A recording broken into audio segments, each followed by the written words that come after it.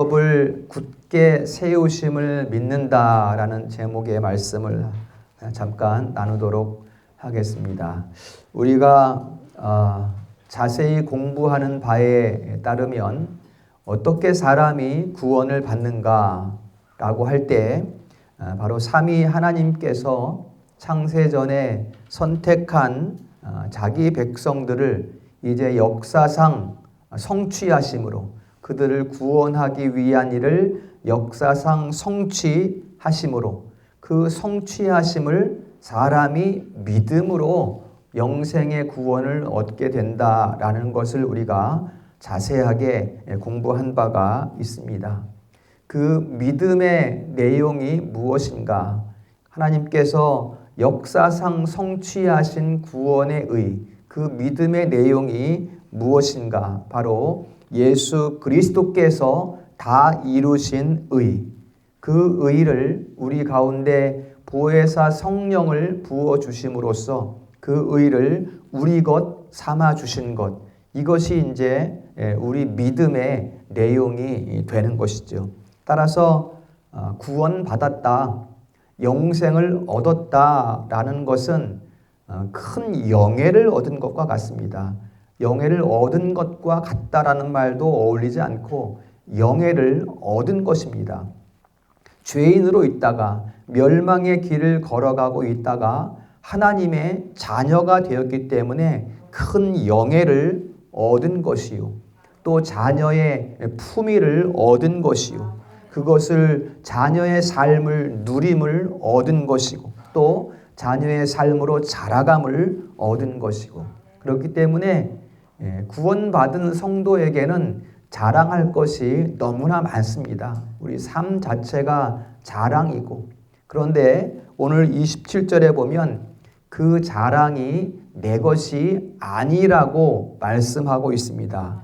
왜 내 것이 아닌가? 다 주신 것을 받았는데 왜 내 자랑이 아닌가? 왜냐하면 그 얻은 것이 내가 법을 지켜서 얻은 것도 아니고, 내가 무엇을 행해서 얻은 것도 아니고, 오직 믿음으로 된 것이기 때문에 우리의 자랑이 아니다. 그 믿음조차 뭐예요? 우리가 믿은 것조차도 하나님의 선물이기 때문에 이것은 나의 자랑이 될 수 없다.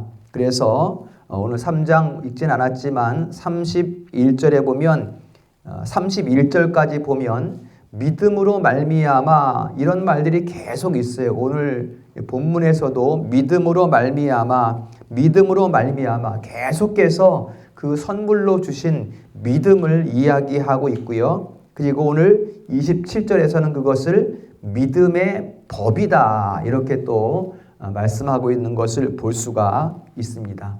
이 믿음으로 말미암아, 이 믿음의 법으로 말미암아 구원받은 성도에게는 그 삶에는 새로운 질서가 생기게 되었습니다. 지금 우리 삶에 이전의 삶과 삶의 질서와 다른 새로운 질서가 우리 삶 가운데 지금 들어와 있다라는 것이죠. 그것이 무엇인가? 우리가 생각할 것은 우리가 구원받았다, 중생했다, 거듭났다 그러잖아요. 중생한 것은 옛날 모습을 가지고 그냥 그대로 살아가는 것을 말하는 게 아니에요.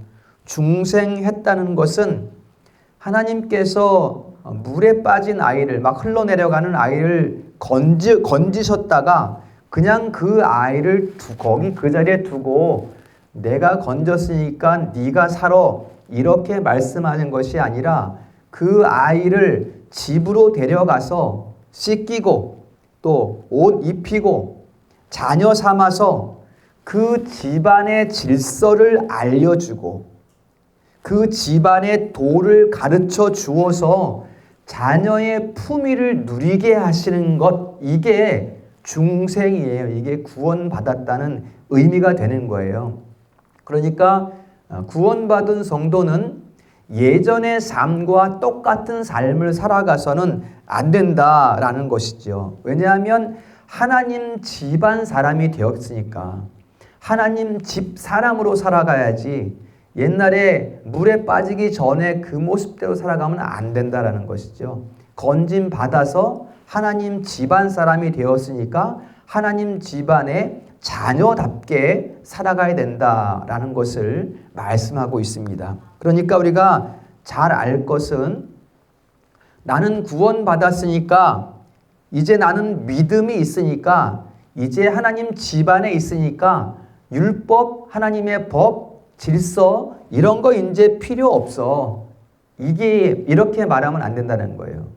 왜냐하면 좀 전에 말씀드린 대로 하나님 집안에 들어가서 그 집안의 도를 배우고 질서를 배우고 법을 배웠어요. 그게 이제 품이 있는 삶이라는 거거든요. 그렇기 때문에 이제 도리어 율법이 없어지는 것이 아니라 율법이 온전하게 굳게 세워지는 삶, 이게 이제 구원받은 성도의 삶이 되는 것이죠.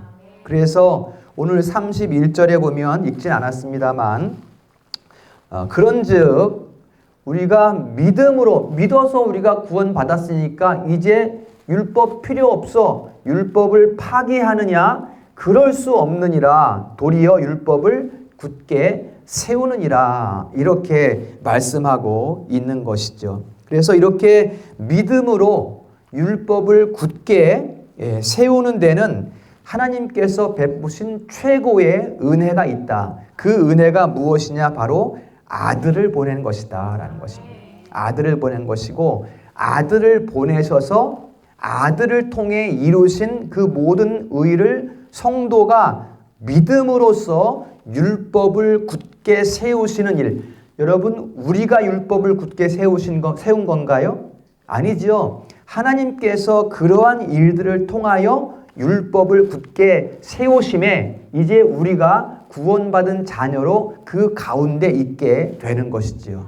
그래서 어떻게 그 일을 이루시는가? 이것이 이제 오늘 25절과 26절 말씀에 아들을 보내신 목적으로 잘 나타나 있는 것을 볼 수가 있습니다. 아들을 왜 보내셨는가? 그 목적을 통해서 율법을 굳게 세우신다라는 것입니다. 그 첫 번째가 25절입니다. 25절 다 같이 읽습니다. 시작. 이 예수를 하나님이 그의 피로써 믿음으로 말미암은 화목제물로 세우셨으니 이는 하나님께서 이미 참으시는 중에 자기의 의로우심을 나타내려 하심이니. 아멘. 어떻게 하나님의 의로움을 나타내시는가? 여러분 우리가 잘 기억할 것이 뭔가 하면 하나님은 사랑의 하나님이셔요. 맞습니까? 동시에 꼭 기억할 것이 뭔가 하면 하나님은 진리의 하나님, 곧 공의의 하나님이라는 거예요. 하나님은 사랑의 하나님이시고 공의의 하나님이십니다. 그렇기 때문에 우리를 무조건 사랑하십니다. 그렇죠? 무조건 사랑하시지만 하나님의 공의 안에서예요. 이 사랑은 여러분. 그 공의가 세워졌을 때 사랑하시는 것이 하나님의 무조건적 사랑이다라는 것입니다. 그래서 공의를 빼고 무조건 사랑 이렇게 말하면 안 돼요. 죄에는 값이 필요한 거거든요. 죄를 해소시킬 수 있는 값이 필요해요. 그냥 무조건 그냥 다 없어, 괜찮아, 사랑하니까 다 괜찮아, 죄 없는 걸로 해줄게 이렇게 하시는 것이 아니라 그 죄의 값을 치름으로써 공의가 세워지고 그 가운데에 무조건 사랑하시는 것이다. 이걸 우리가 꼭 기억을 해야 됩니다. 그러면 어떻게 그 하나님의 공의가 만족이 되는가? 우리가 하나님의 공의를 만족시키기 위해서는 하나님의 율법을 다 지켜야 돼요. 그런데 인류는 타락함으로 말미암아 하나님의 계명 중에 단 하나도 제대로 지킬 수가 없어요. 지켜야 되겠다. 힘쓸 수는 있겠지만 제대로 지킬 수가 없게 되었어요. 그러면 어떻게 하나님의 공의를 이루시는가? 그것이 오늘 21절과 22절에서 오늘 25절, 26절을 한번 설명해 주고 있는 그 모습이 됩니다. 어떻게 공의를 이루실까? 21절. 이제는 율법 외에, 그렇죠? 율법을 다 지켜야 하나님의 공의가 만족이 되는데, 이제는 그 공의를 만족시키기 위한 율법 외에 또한 하나님의 의가 나타났다. 이렇게 지금 말씀하는 것이지요. 또한 그 하나님의 의, 그 의가 무엇이냐? 22절에 예수 그리스도를 믿음으로 말미암아 모든 믿는 자에게 미치는 하나님의 의다. 이렇게 지금 말씀하는 거예요. 그러니까 타락한 인류로서는 안 되니까, 불가능하니까 이제 하나님께서 길을 내셨는데, 그것이 바로 아들을 보내셔서 값을 치르게 하시고 그 아들로 모든 율법을 순종하게 하셔서 이제는 인류는, 사람은 그 아들을 믿음으로 영생을 얻고 새 삶을 살아가게 하시는 은혜 베푸심, 이게 율법 외에 나타난 하나님의 의가 되는 것이죠. 그러니까 여러분, 자, 신약 시대의 하나님의 의는 무조건 사랑이에요. 무조건 사랑. 공의가 없는 무조건 사랑이 아니라 공의가 만족된 무조건 사랑. 어떻게 공의가 만족됐어요? 그리스도 안에서. 그리스도 예수 안에서 만족된 공의 가운데 우리에게 닿는 것은 뭐예요? 무조건 사랑이 되는 것이죠. 이게 이제 이 신약 시대의 의가 되는 것입니다. 그것으로 말미암아 25절 끝에 자기의 의로우심을 나타내신다. 하나님께서 자기가 의로우신 것을 이렇게 나타내신다라고 말씀하고 있는 거예요. 그러니까는 율법 외에 하나님의 또 다른 하나님의 의라는 것은 바로 아들을 통하여, 하나님께서 아들을 통하여 값없이 구원해 주시는 의, 그 의를 이야기하는 것이 됩니다. 신약 시대의 의는 이것밖에 없습니다. 무조건 사랑하시는 은혜, 그 자비로우신 은혜, 그 은혜 안에 그냥 우리는 무조건 받은, 거저 받은 은혜이지만 그 은혜 안에는 예수께서 이루신 그 값으로 말미암은 공의가 들어있는 거예요. 그 자비로운 은혜 안에는 하나님의 율법의 질서가 들어있는 거예요. 왜냐하면 예수께서 다 치르신 값이기 때문에 그 사랑을 우리가, 십자가를 걸러서 우리가 다 받는 거예요. 그러니까 우리에게 닿는 것은 오직 사랑밖에 없어요. 사랑. 너희들 갚아야 되라는 값이 아니라 이제는 값이 십자가에서 다 치러졌기 때문에 십자가를 거쳐 나오는 우리에게 닿는 것은 하나님의 사랑, 하나님의 긍휼밖에 없다라는 것입니다. 그렇기 때문에 아직도 지난주의 말씀처럼 이제 루터가 막 고행을 했잖아요. 중세 시대에는 이렇게 해야 구원받는다, 이렇게 해야 천국 간다 그러면서 막 자기를 학대하고 막 추운 방에서 잠도 안 자고 막 고행하고 무릎으로 막 그냥 피를 철철 흘리면서 계단을 올라가고 막 순례를 막 가고, 이래야 천국 가는 줄 알고 그래야 값이 되는 줄 알고 그렇게 생각했지만, 이제 우리가 이 말씀을 볼 때 아직도 사람이 하나님께 갚아야 될 어떤 값이 있다고 생각하는 것은 어리석은 것이 아닐 수 없다라는 것입니다. 그 값을 생각하는 것은 어리석다는 거예요, 여러분. 그리스도 안에서 다 치루어진 값의 은혜를 누릴 수 있는 자격이, 누릴 수 있는 신분이 우리 성도들에게 주어진 것을 믿으시기를 축원합니다. 율법이, 우리가 율법을 다 지켜서가 아니라 그리스도 안에서 다 세워진, 굳게 세워진 그 율법 안에서 우리에게 부어지는 은혜로 말미암아 우리가 온전한 누림, 그 신분의 누림의 은혜를 얻었다라는 것을 꼭 기억을 하셔야 됩니다. 그렇게 해서 이제 하나님께서 아들 가운데 우리를 구원하심으로 하나님의 의를 온전히 세우셨다. 나타내셨다. 곧 다른 말로 하면 하나님의 율법을 굳게 세우셨다. 이렇게 우리가 말씀드릴 수 있겠습니다.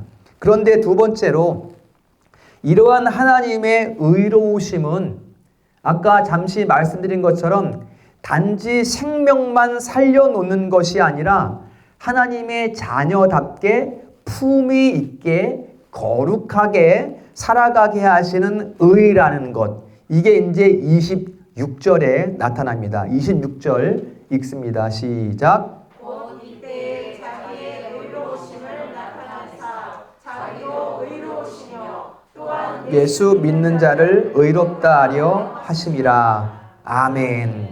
자, 하나님께서는 자기의 의를 나타내시기 위해서 아들을 보내셨고 동시에 아들을 보내신 이유는 그 아들을 믿는 사람도 의롭게 하시기 위한 것이다. 이렇게 지금 말씀하고 있죠. 그러니까 아들을 믿는 사람을 의롭게 하시는 것이 아들을 보내신 목적이 돼요. 그렇죠?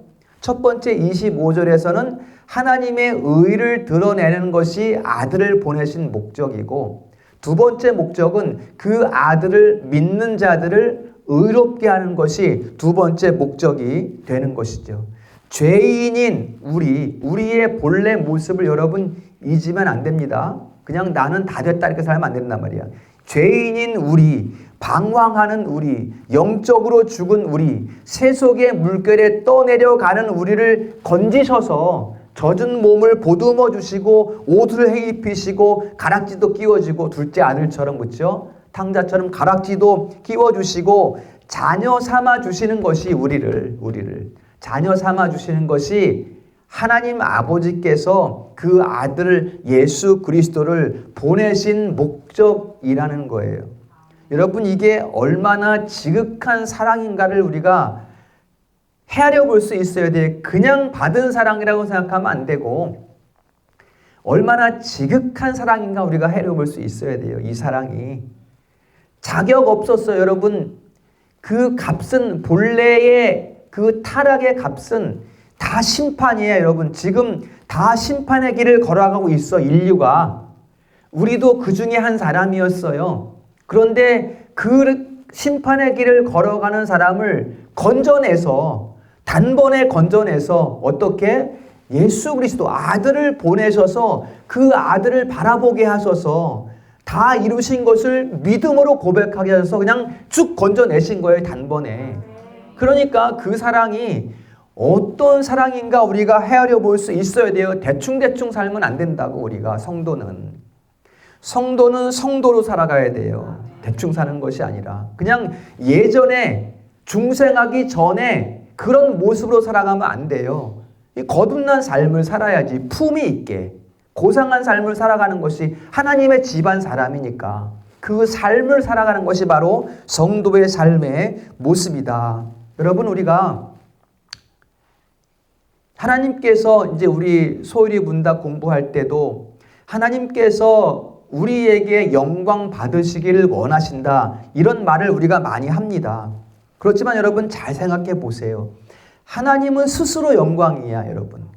꽉 찬 조금도 0.00001%도 비지 않은 완전한 영광 자체가 하나님이시란 말이에요. 그런데 그 하나님께서 우리에게 영광 받기를 원하신다? 왜 그러지? 무슨 이유 때문에? 만유 위에 만유이시고 만유 자체이시고 창조주이시고 영원하시고 무한하신 그 하나님께서 왜 우리에게 영광을 받고자 하시겠는가? 이 부분을 우리가 깊이 생각할 수 있어야 돼요, 여러분.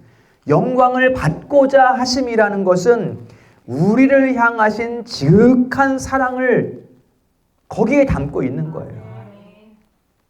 그래서 우리를 통하여 영광을 받는다는 것은 그 하나님의 영광의 자리로 우리를 참여시키는 거예요, 여러분. 이게 영광을 받는다는 의미입니다, 여러분. 우리가 무엇을 갖다 드리는 게 아니란 말이에요. 갖다 드리는 게. 그래서 그 사랑을 받은 자로서 우리가 하나님께 영광 올려드리는 예배자요, 또 찬송을 부르는 자요, 경배하는 자요, 경외하는 자요, 그런 삶을 살아가는 것이지, 그게 뭐 하나님의 영광에 좀 도움이 되고 그런 것은 아니라는 것입니다. 그래서 이러한 우리의 삶을 통하여, 말하자면 영광을 올려드리는 그 삶을 통하여 하나님 자신의 의로움을 나타내실 뿐만 아니라 우리 믿는 자도 의롭게 하신다. 이렇게 지금 말씀하고 있습니다. 이것이 우리를 향하신 하나님의 마음이에요. 마음. 지극한 사랑의 마음이고, 그 사랑, 그 지극한 사랑으로 말미암아 우리가 중생한 것이고 우리가 거룩한 성화의 삶을 살아가는 것이지요. 그 삶 가운데 우리가 자라가는 것이지요. 이게 이제 신약 시대 성도들이 누리는 복입니다. 이게 복이에요. 여러분, 무엇을 얻는 것을 복이라고, 뭐 복은 복이겠지만 이 근본적인 복 아래에서 나머지가 달라붙는 거지, 이 근본적인 복은 없는데 자꾸만 뭐 적어주세요, 이거 주세요, 이렇게 말하면 안 된단 말이야. 이 궁극적인 복에 온전히 참여하면서 그 하나님이 기뻐하시는 그 일로 나아갈 때 주어지는 것들을 더불어 누리는 거지. 이 복을 우리가 이 신약 시대의 성도가 누리는 복을 잊어버리면 안 된다. 궁극적인 복을, 이것을 말씀을 드립니다. 이것에 대한 구절이 고린도후서 5장 21절에 있습니다. 자, 한번 여기 화면 보시고 다 같이 읽어보겠습니다. 시작. 하나님이 죄를 알지도 못하신 이를 우리를 대신하여 죄로 삼으신 것은 우리로 하여금 그 안에서 하나님의 의가 되게 하려 하심이라. 아멘. 자, 여기 보세요. 하나님이 죄를 알지도 못하신 이 누구예요? 예수 그리스도 아들이죠. 그 예수 그리스도를 우리를 대신하여 죄로 삼으셨어. 값을 다 치르게 하셨어. 왜 그렇게 하셨는가? 그 다음에 보니까 우리로 하여금, 중요합니다 여러분, 그 안에서, 그리스도 안에서 말이에요. 예수 안에서, 아들 안에서 어떻게 되게? 하나님의 의가 되게 하려 하심이라. 그냥 우리를 너 의롭게 되라, 그냥 의롭게 하신 것이 아니라 우리가 예수 그리스도 안에서 하나님의 의 그 자체가 되게 하십니다. 이렇게 아까 제가 말씀드렸죠. 그 영광에 참여하게 하심, 그 영광에 참여하게 하심이 바로 이 부분인 거예요, 여러분. 그냥 하나님은 여기 계시고 너는 저쪽에서 의, 이게 아니라 하나님의 의 안에 온전히 참여하게 하시는, 이것을 지금 말씀하고 있단 말이에요. 이게 우리를 향하신 그 하나님의 마음, 그 지극한 사랑이란 말이에요, 여러분. 그러니까 여러분, 우리가 이 고린도후서 5장 21절 이런 말씀에 우리가 아멘 할 수 있어야 돼요. 그러면 이 구절뿐만 아니라 성경 여러 부분 가운데에서 이제 우리를 향하신 하나님의 사랑을 발견하게 되는 거예요. 여러분, 성경 오늘 로마서 말씀도 그렇지만은 한 절도 그냥 거저 지나갈 게 없어요, 여러분. 한 절도 믿음으로 말미암아 예수 안에서 하나님의 나타난 의인이 그 믿는 자를 또 의롭게 하심이니 한 절도 그냥 지나갈 게 없어요, 여러분. 이런 은혜, 우리를 향하신 그 사랑의 구절들을 우리 성도들이 많이 발견할 수 있기를 축원합니다. 이제 그리하여 그 은혜와 사랑을 받은 자로서 그 성도의 삶이 어떻게 되겠는가? 그 의의 증인이 되는 것이죠. 이제는 증인. 여러분, 신약시대 복음의 선포가 이 증인의 삶에 있습니다. 여러분, 증인이라고 해서 뭐 이렇게 지하철역에 가서 앞에서 막 전도하고 막 예수 믿으세요, 이렇게 하는 거 필요하죠, 그렇죠? 그러나 그게 본질이 아니에요. 해야 되지만 본질은 그게 아니라, 증인의 본질은 무엇인가 하면 잘 누리고 잘 사는 데 있어요. 이게 증인의 본질입니다, 여러분. 하나님께서 의의 빛을 쫙 비춰주셨으면 그 빛을 받아서 잘 살아가는 거예요. 그 빛을 누리면서. 하나님께서 물을 싹 부어주셨으면 이 화분에다가 주인이 물을 싹 부어주면 잘 자라면 되는 거예요. 그냥 다른 거 없어요. 이게 증인의 삶이야. 이게 증인. 그래서 그러한 삶의 기쁨으로 꽃이 활짝 피죠. 그렇죠? 꽃이 활짝 피어서 사람들을 기쁘게 하죠. 바로 이거란 말이에요, 여러분.